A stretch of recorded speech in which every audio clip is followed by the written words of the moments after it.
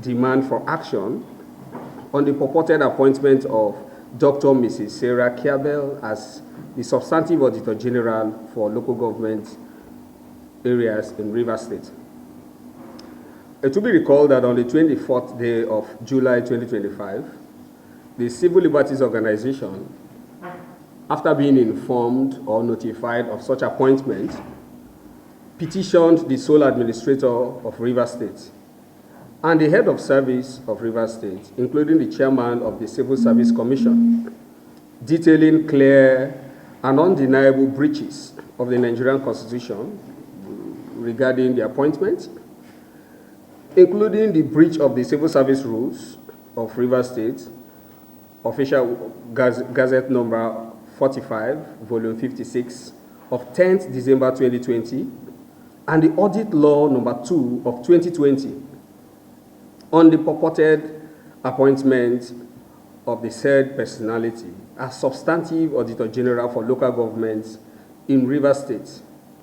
We discovered 3 key issues that we want to highlight here again, especially for the press and the world to know. First, the circumvention of the statutory processes, such as the requirement for public advertisement, competitive interview, nomination of 3 qualified candidates by the Civil Service Commission, and the mandatory House of Assembly screening that should have been done. These are clear processes that are outlined in our law books that were circumvented.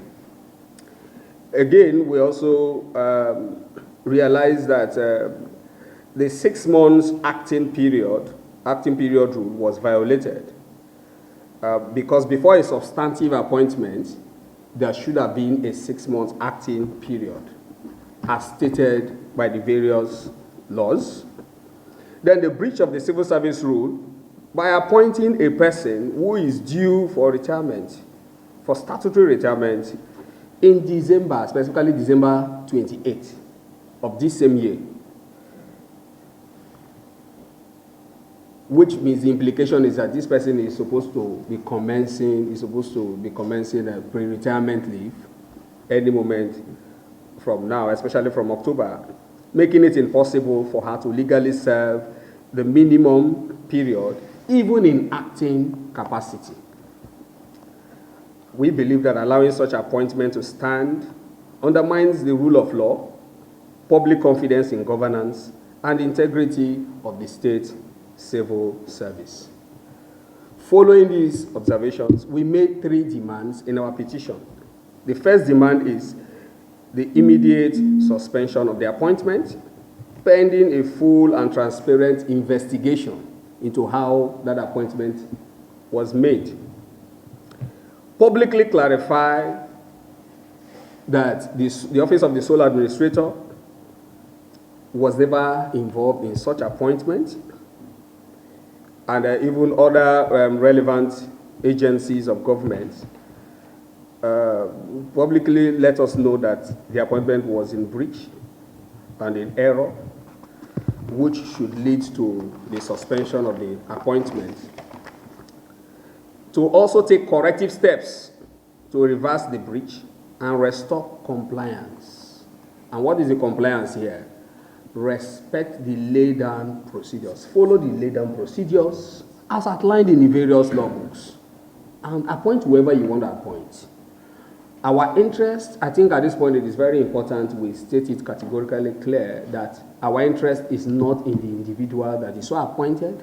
Our interest is that the appointing authorities must follow the laid down procedures.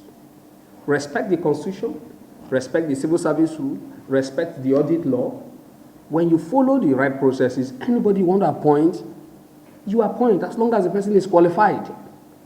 And we're doing this in order to partly send a message that we're tired of the serial violation of the Constitution.